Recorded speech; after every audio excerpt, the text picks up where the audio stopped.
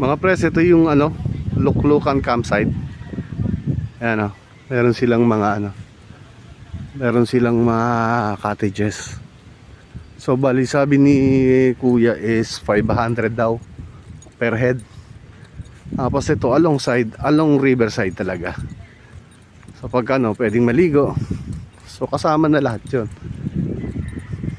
sa 500. Ayan yung ilog. Yan. So yan yung ilog na pwedeng liguan. Tapos sa kabila may mga campsite pa din. Campsite pa rin. So ito yung ano, Luklukan campsite.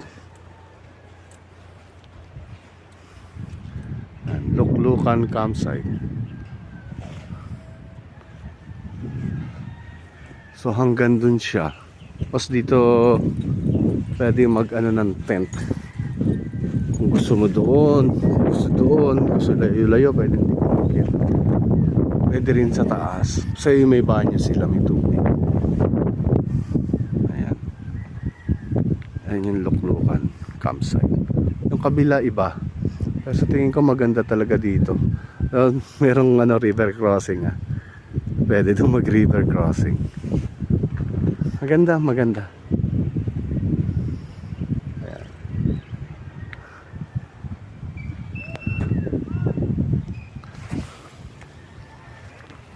So ayan.